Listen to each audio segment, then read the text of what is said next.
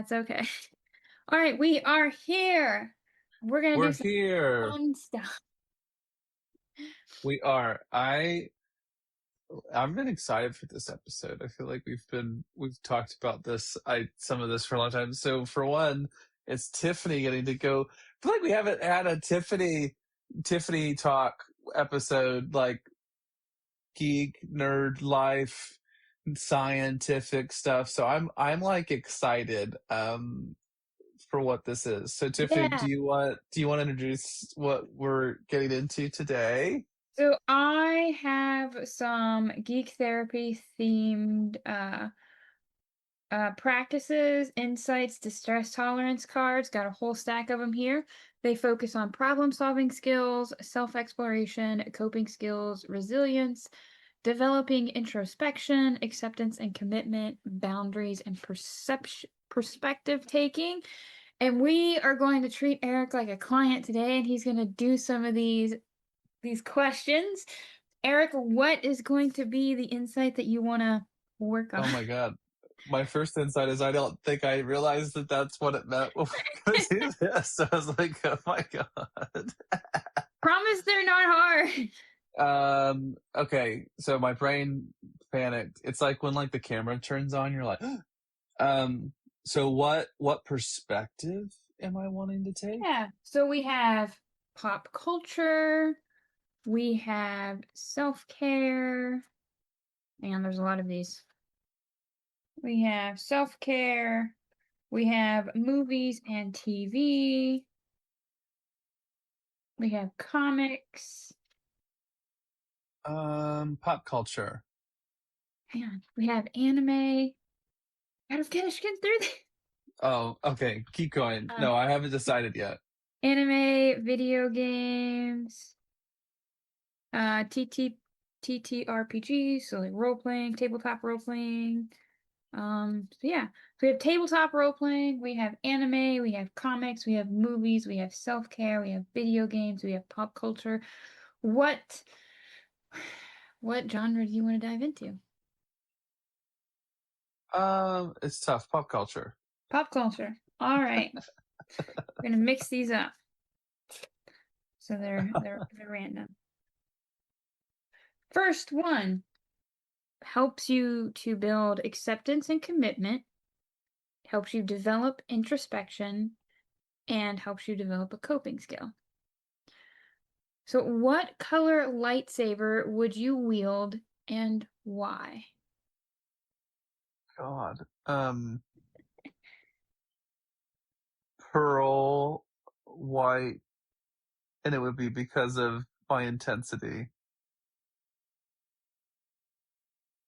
So, would you say with that you would fall into a more chaotic personality or more of a lawful personality? Say lawful. Mm-hmm. Yeah. Yeah. So you would have a white lightsaber Yeah. and you would be a lawful personality. Yeah, that seems right. At Okay. least when I play Knights of the Old Republic, that tends to be the way it goes. So And what is those of that? you who get that reference can follow up with me after the podcast. Yeah. So what does this tell others about you? Like if you're walking around With a in white lightsaber. you're in the Star Wars world, you're walking around with a I'm light. in the Star Wars world, or I'm in the actual world with a white lightsaber. Pick your poison. I Either way, thought you you're were walking supposed to. around you're walking around with a white lightsaber. What is that perspective going to tell people around you? Okay, in the Star Wars world, it communicates I'm a Jedi Knight or I killed a Jedi as a bounty hunter like Jango Fett. In the regular world, I mean, it depends on the setting to me. Am I walking around jungle gyms unsolicited carrying a lightsaber or am I a con? So that's why I have a lot of follow-up questions. But I guess I like to think of Jedi Knights as lawful and order in the Star Wars world, so that I'm a agent of peace. We could get into the philosophy of the Jedi Knights another time. In the world, it might be something I would think normally play, inducing play, not taking life so seriously, perhaps. Hmm. Yeah. But the white lightsaber is dramatic enough outside of the blue, the green, Yeah. red that Well, someone is going to be it's trying caught. to be edgy. I'm trying to not have the set classic blue green. I want Mhm. my moment. I want my Yeah. attention. But that's important for us to help me as a therapist understand you and that you want to stick out and be individualized. You don't want to fall into the category of like, I'm a green Jedi Knight lightsaber user or I'm a red Sith Lord lightsaber user. This is wild, but yeah, yeah, that lines up with inventories I've taken. This is the different way of doing it. Here, I thought we were just talking about lightsabers. I feel like I was tricked. I was tricked. This was a Jedi mind trick, and I fell into the trap. Yeah. And that's just that one card intervention just to kind of like pick apart someone's, you know, desires in a way that feels more accessible than taking this checklist inventory. My mind is blown. All right. Do you want to do more pop culture or do you want to do one from another card from a different area? Let's go tabletop. Let's get out because I don't know. I feel like I fell right into this. Like I can hear clients in my head being like, "You tricked me," but like it wasn't a trick. This is an Okay. intervention, and they'd be like, "You tricked me." I can hear them like as plain as day as we're doing this. This is Okay. hilarious. Many role playing games use dice to help with combat while playing the game. What is your favorite dice set? Show and tell if you have it.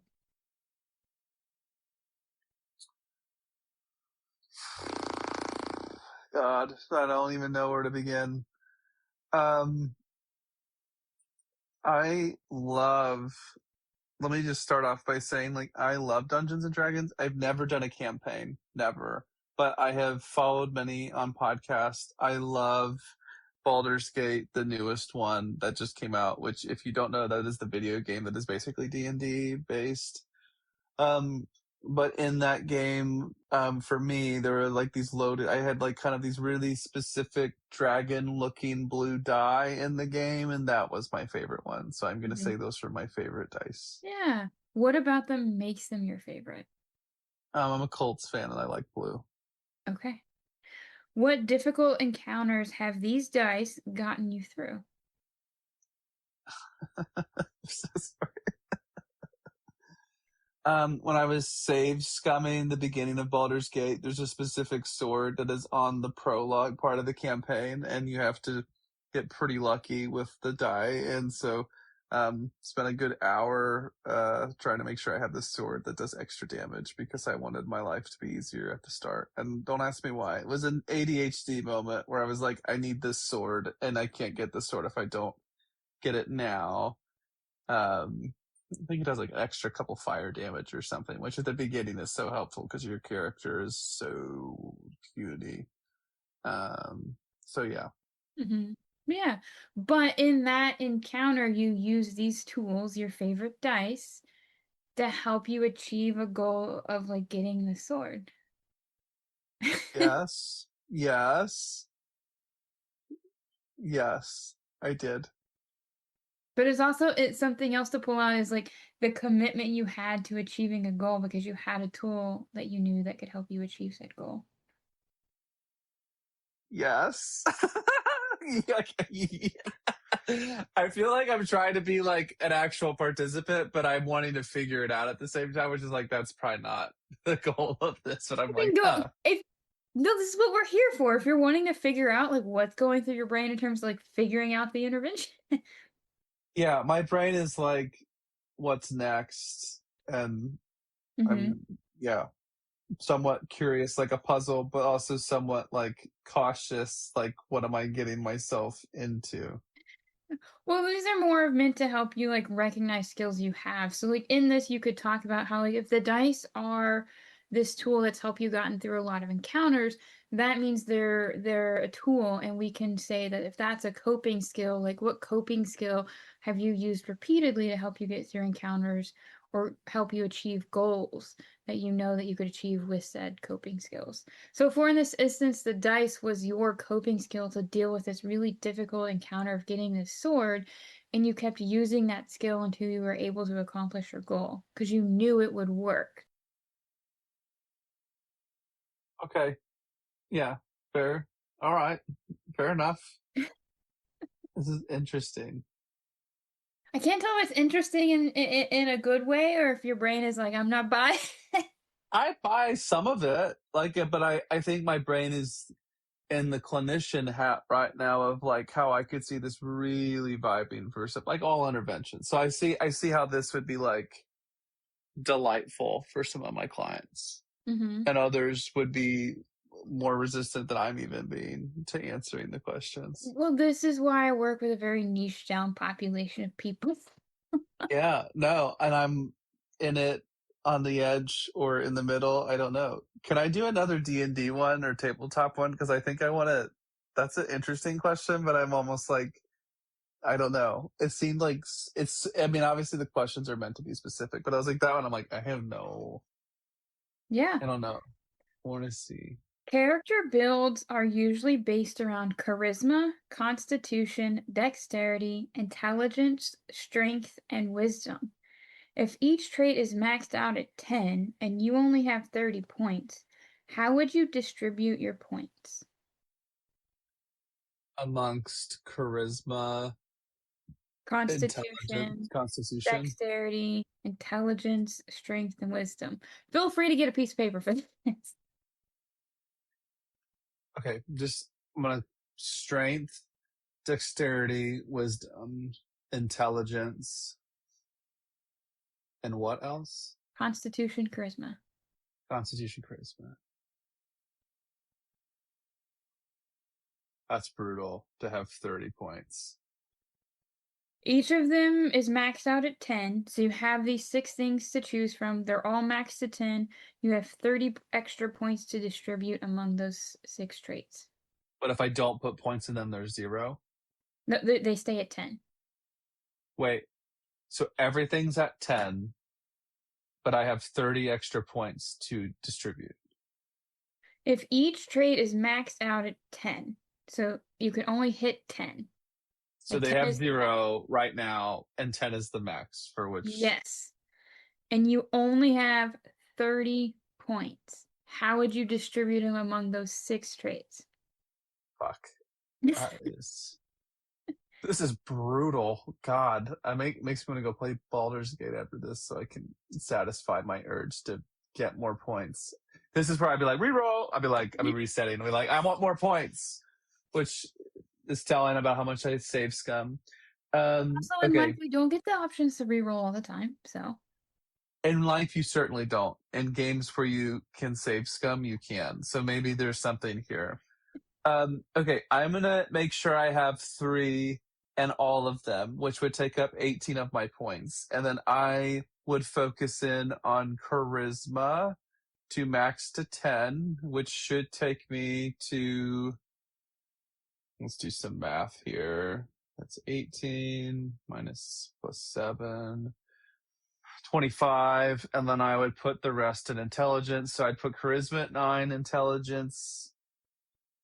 charisma at 10, intelligence at 9, everything else at a 3. okay. Why would you put the points into one specific category or over the other? So in this instance, what made you choose charisma, intelligence over the other categories? Lines up with how I would probably approach life and situations, and also I don't think you can realistically have zero in something like in strength or the other, like you, I mean, be great, but it's very dissatisfying to not be able to maximize everything, which I know is like a big discussion in many video game things and life things. But it was very so like, okay, but you have in real life you're gonna have some strengths and weaknesses. So I mean, I guess I could have been like, oh, here's a 2, or but I'm like at least want something. And I'm also thinking about the game where with the rolls there's minus ones or things, and I don't want to like minus 2, like, or at least I want a Hmm. chance at something when I'm rolling. So in this character build, you want to create a character that is bland enough to like have the opportunity to survive most roles, but like high enough intelligence and charisma that it reflects how you would go through most situations. Yes, if you had said animal handling was one of my options for a skill, it would have been maxed out because that's how I approach every game. And every game, the only way I've seen Baldur's Gate is saving every animal, petting every dog, all of it. So that would have been an option. But no, but I think realistically, like you have to have a strength and an edge in your party build. And so like I'm thinking about like there's three other people in my party and like what am I going to bring to the table and what are they? So yeah, I'm like, okay, if I could carry maybe disarming some situations or stuff like that, that would be again, this is very specific to D&D and like those games like where Mhm. I'm like thinking I Yeah. can talk my way out of some things or detect some things and maybe size up, detect things and move on. Yeah. Given this chart that you've created, how can we use it to understand your personal needs? I think highly of myself and my intelligence and my ability to win people over. And I admit that I have strengths and that I have other things that I'm not at the same level with. Um, yeah, that's a good question. Yeah. Kind of looking at the chart and how it can help you understand your personal needs. My if I'm doing this and you're my client, I would be curious into like what's the personal need you're trying to meet by having such a flat standard of most of your character traits. Like what are you like what do you need to compensate for by doing that? Um, if it's real life, I think there's a lot of seats and places I sit in, and I need some level of skill in them. And I do really believe in this. Like, I've gone back to school, and rather than when I went back to school and get like a doctorate, I got a different master's. So I really do kind of believe in having enough skill in certain things versus like being an expert. But I also can admit that I have some things I am pretty advanced in, not everything, but some things. Um, it's just interesting. Like I find this activity interesting because it's like I could see me like you're having like I feel I don't know like what your clients say to me. It's like I feel like I'm having to kind of like come up with my own interpretation of like what it means and hypothesize for myself what I might not know. And I am not trying to be like but this reminds me a little bit of like EMDR because like I've been in like the client role as EMDR, been the therapist many times, and it reminds me like sometimes like where you're like, okay, what does it mean? And so like I haven't had this experience in a long time. Like I haven't done my EMDR in a long time. But it's like that's like I would get frustrated. It was like I don't want to have to like decide. Like I'm wanting like so, but it's like so it's just like this healthy tension. I think of like as the counselor not wanting to tell people how to interpret something, but also like as the client, I am like just tell me Mhm. what it means that my intelligence is 9, like and Mhm. charisma's 10. Like just tell Yeah. me what it means. Don't make me figure it out. Yeah. So, Well, like, but I find that realistic too. and that's where I would challenge someone who's in that space of like, oh, just tell me what it means. I'm like, you chose high intelligence for a reason. Like, you know what it means to you. Like, just explain it Yeah, to me. Like, yeah, I and can't I tell could you see why it. you wanted a high intelligence. I am not in your brain. Well, it's interesting because I could see someone getting crappy, or I could see it. So this is where it's like I think it's like I don't know.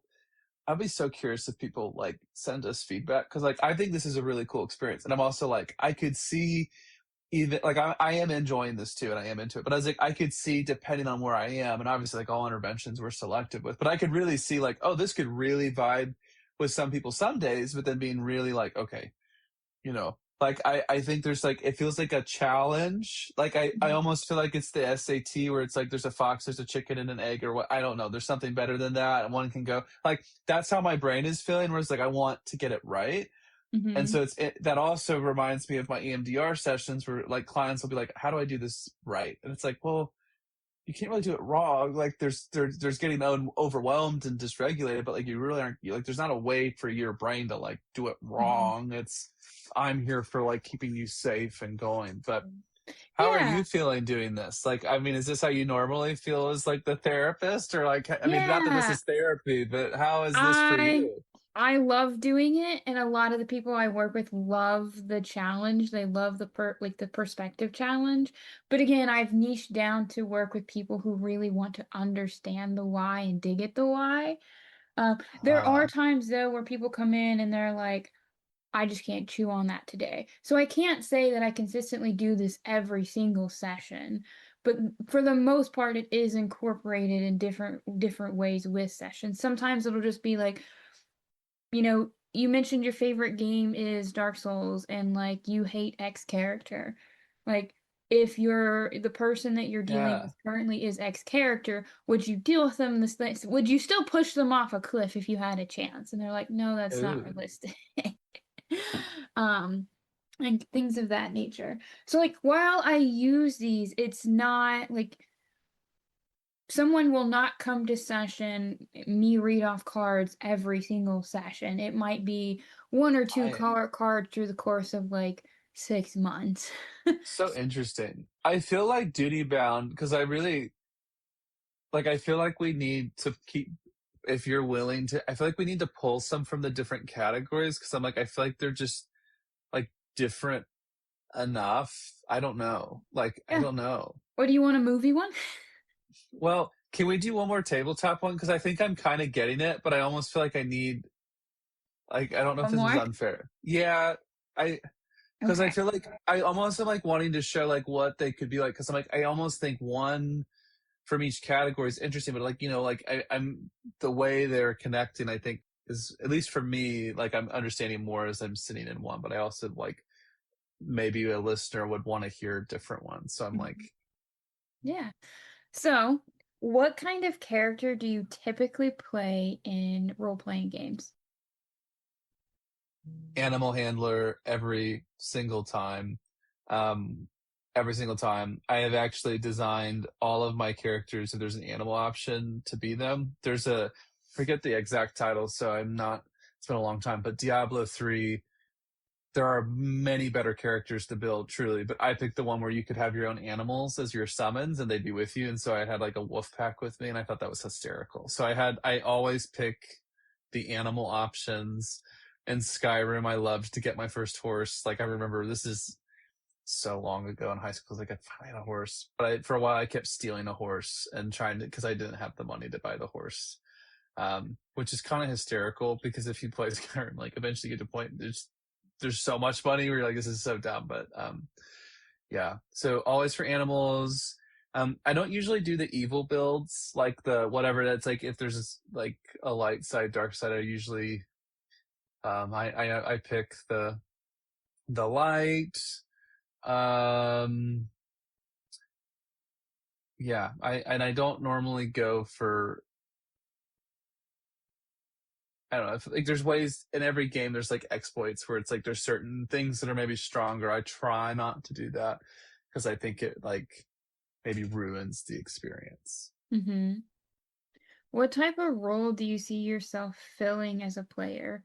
For example, the note taker, the peacemaker, the lore keeper. Peacekeeper, is that what you said? Hmm.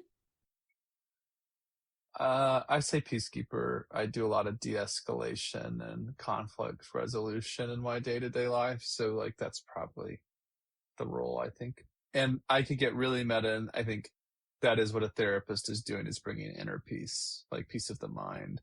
If we want to get really profound, we could say maybe peace of the soul. Like so, like I think that could be what I would take from that. Yeah. Do you enjoy that role within the party? And is the party my life, or is the party the game, or is that up to me to answer? That's up to you to answer.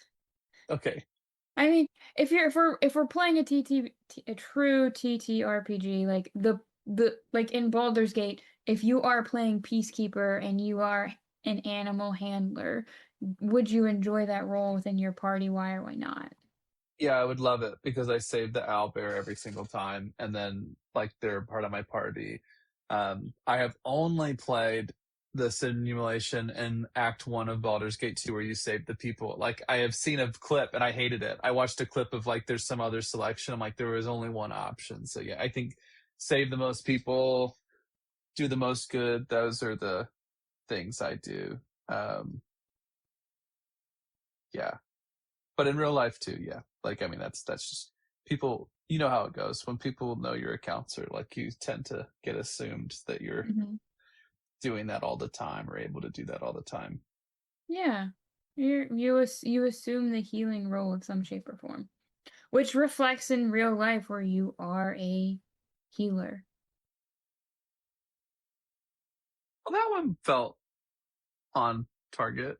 Mhm. Maybe. Okay, what are the categories we haven't done? Movies, TV, self-care, video games, comics, and anime. We should do video games because I think I've somehow referenced a video game in all of these. Okay. Let's see. Occasionally, players must catch monsters and use them in battles. This method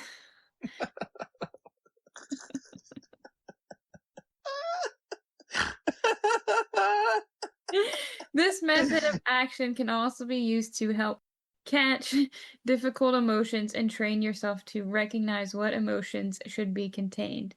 Talk about what your emotions look like as a monster. It's like worded slightly awkwardly, but I do appreciate. Um, We're trying not to get in trouble with like Pokemon or yeah, yeah. the No, actual big things that you're not supposed to mention. I love that you said try not to get in trouble, and then you pointed and said it. That's so funny. Um, Well, we're not yeah, marketing ourselves. we're trying to catch. Yeah, like, I mean, I've been in seasons of my life with not inner peace and not like a mostly grounded version of myself. So I think I have had to contain, like, there's a certain level of like spice, like dysregulation, rage that like I can make a switch into. Hmm. And so like I've had to catch that, and now like I have a pretty solid, like, varies, like, I would say 98% of the time I can lock in if I'm there or going to be there, and I stop. Versus in that other season, it was like, oh my gosh, like, what's going on and stuff. Which is why now I really enjoy working with clients where they've had that experience where they're like, how do I get this? Like, I don't understand what's going on. I don't know why this is happening. Like, I don't get it. Um, so the video game, but that's not what I Yeah. expected. So, like, you mentioned that you caught your rage. Does it have any special power over you? Yeah, that's funny.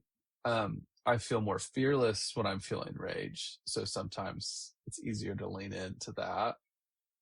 So if there was a special power, I guess it has a, maybe I would say tuned in, like, to a sense of justice. And what I mean to say is, like, it's like it's too much. Like, I mean, like, it's very justice sensitivity. It's like it is, and like, I'm not saying that's wrong to like stick up, but it's like almost too much to the point where if I've leaned into that too much, like, I'm not logically like, okay, point made. It's like, oh no, I'm gonna go, and it's like that's not helpful. Like, it's just not. Even though it feels really right in the moment, it's not. It's not. Not for me, at least. Now that you caught this rage monster, and it does have some special power over you at time, imagine now that you have the ability to be in charge of that rage monster. What would be your first order you would give to it? Jeez. It's a good, this is a good question. The first order. Um, well, okay, in my head, I'm going to like when I should have been in therapy, and like that was what I feel like therapy could have given me. And so I think it would have been like there are like make it the reserve tool to use, not the primary tool. Like I'd almost like, hey, like you're in the toolbox still, but like you can't be like I don't need you for everything. So like I think that's the order I would give. It's like don't be the first intervention, don't be the first tool. You're needed sometimes, but not like the level you've been getting used. Mm-hmm. Yeah. So if it was Pokemon, it'd still be in my party, but it wouldn't be my first go-to. It's not my starter. Maybe a backup. It's in there. Even not even the second where if there's a duelist, I have to use them. It'd be like they're in the rotation. It's just not. Okay. Fair enough. Fair enough. And What is that's this? Do hmm? we do one more? We have anime, comics, self-care, and movies left. I feel like I want to do self-care, but I don't. But I do. But I don't. All right, let me shuffle these a little bit. This has been one of our more interesting episodes. Just gonna have to say. All right. I'm issuing you a side quest. Oh Today has wow. been an enormous questing day where you helped out others at the expense of your own needs. What have you done for yourself today? Identify 3 things you can do for yourself in the next 24 hours. What are 3 things I've done for myself today? And then what am I Uh, gonna do for myself in the next 24 hours? so 3 things you can do for yourself in the next 24 hours, but what in general have you done for yourself today to help accomplish this side quest? I had coffee with my dad. I took time to spend with my daughter, and I was patient with my dogs. I think that's a choice I get to make every day if I'm patient or not. And if you're like, how? It's like I love my dogs, but I have 2 little rescues. They're so cute, but they get very keyed up sometimes and they overwhelm me. So it's like I'm trying to choose patience and focus on that choice. 3 things I could do or things I could do in the next 24 hours. I think I would try to carve away some time to be off my phone and having to check. And that probably looks like one of the evenings my daughter go to bed. Taking some time to just unplug from the world a little bit, watch a movie or play. I'm very tempted to play some different video games after all this today. So probably do something like video game related. Yeah. I have another self-care one if you're down for one more. I am. Stress and burnout can occur when your work is out of alignment with your values or when it does not contribute to your long-term goals. You can also experience frustration and burnout if you do not have an idea of what your goals are. Take a look at your quest log and reassess your goals for today. Take some time to consider your personal needs. So I need to reassess my Take goals. a look at your quest log and reassess your goals for today. You're basically trying to see if they align with your values or that you have goals or you have an idea of what your goals are for the day.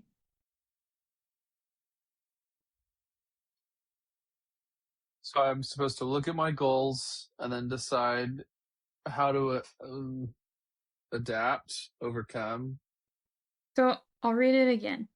I'm so Stress, confused. you're good. Stress and burnout can occur when your work is out of alignment with your values or when it does not contribute to your long-term goals. You can Okay. also experience frustration and burnout if you do not have an idea of what your goals in life are. Mm, Take a look at your quest log, your daily planner, whatever that looks like for you, and okay. reassess your goals for today. Take some Okay. time to also consider your personal needs for the day. Okay. What do I say though? Because I did that, but I don't know what I'm supposed to say. You don't have to say anything if you don't have anything to say. I guess out of curiosity, when you're looking at your daily planner, your quest log, do you feel like the goals for today align with your values or they align with you achieving your long-term goals? Yes. because my long-term goal is to have peace and take care of my family. And so I can look at my day and I feel like they are aligned Mhm. with that. But I certainly know in the last year, well, I won't get too specific, but perhaps like before I made some changes in my life with that question, like that thought was coming up, it wrecked me because I didn't feel like that. But I don't have that experience anymore where I'm like, I Mhm. don't know what it is. But I find that to be such a life is too short, far too short. And I don't want to spend my time feeling like this doesn't line up with my values. So like I feel like each day now, my life is based on my values, and I don't have regrets at the end of the day. I have some hard days, or I have some days where hey, I made a mistake, but I don't have that feeling of this doesn't line up with the version of my life I'm trying to build towards. Yeah. So it's probably safe for me to say like your burnout and frustration is probably pretty low. Yeah, yeah. Even though like I had a hard day, I've had some hard days this week that doesn't stick with me into the next day, and it's like I see it as a like a part of challenges to get to a goal of a certain level in my career, certain level of stamina with certain things, like I'm talking about patience or stuff like that. um yeah, I'd say yes. Yeah. Such a okay, like the more I was into it, the more I liked it. I guess I have a question, like if you're using that as a tool, is it just one question? Yeah, usually I'll pull one question from one of the things. Like if I know someone is more anime related or more video game related, I'll pull one from that section. That's usually the icebreaker. Or if someone is stuck and they're like, I don't know what to talk about, I'll pull one as an icebreaker and be like, well, here's something for us to think about. Um, and they're really good tools to get people to think in different ways, to kind of like externalize some things that they might be struggling with, get conversations Mm. moving in a way that's more accessible. Because I know sometimes clients come to session and it's like, what do you want to talk about? And they're like, whatever you want to talk about. And I'm like, all right, well, I know that you like Spider-Man. So let's look at like how you relate to Spider-Man and kind of opening a different door for them to be able to talk about things in a realm that is more comfortable. That's interesting. Yeah. Well, thank you, Tiffany. I feel like I learned something. Yeah, it was interesting. I like to keep things fun. I don't like boring therapy. No, I mean, I think if you were like, I could see that being really great. She was like, I'm stuck. I don't know how to like get into this. Right. It's definitely a mindful activity. Like, cause I mean, some of the was like, wait, what? Like, what are we asking? Like, you really do have to like, not that I'm like distracted, but I was like, I'm really like, okay, like, wait, what? Like, what are we talking about? Like, what? Mhm. Um, hmm. Yeah. I feel like what is your absolute favorite game ever? Like, I'm really gonna just out myself with, Rome Total War, the first one, Civilization 5, or college football. I love being a college football general manager, which is all I do. I don't want to play the games. I just want to recruit people and spend the points. I find it fun. Spend Mhm. money that's not mine. So those two games, so like for like the Rome, we could easily dive into of like what needs are being met or role played by you continuously playing this game.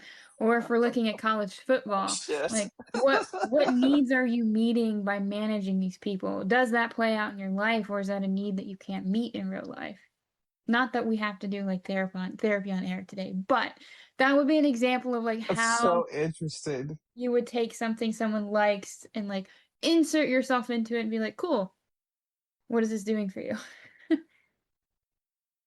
I mean, like, no, I mean, that's cool. I almost feel like we need to do like connect, like how your hobbies or interests connects to therapy, like discussion. Cause like I mean, it has been interesting how you've approached it here. And I'm like, not that this is therapy, but this like it's like, we're using some of these tools and discussing. Like that's very interesting. Yeah. Wow. There's a different perspective for like, in terms of being able to interpret things and like see yourself in a different light versus traditional talk therapy where it's like what are the pros and cons of this situation and what do you want to do and like how would you that yeah, I agree that makes you sound like that's a frustrating situation versus if you contextualize it in like you have the option to cut off Gale's hand in Baldur's Gate to save Gale. I think maybe you can ignore him. Like that's a You very can. yeah, it's a very different perspective on helping someone make a hard choice and looking at consequences rather than sitting and doing a pros and cons list. Yeah, I think we have to follow up on this because I'm just like, this is so interesting. Like, I'm professionally and personally I'm curious. I've like in a like it's been very. I appreciate you sharing your expertise with us. Yeah. Well, it was fun. Maybe we throw some more questions at it. Oh no, my internet's connected. No, I'm just kidding. But I hope you all who have listened, like, we do not pre-plan these, so it's been interesting, and I think feel like I've definitely learned something from that. So I think that's the point of those tools. So Yeah. Well, it was wonderful to have some fun today. Maybe we'll have some more fun in another episode. But until next time, keep growing, guys.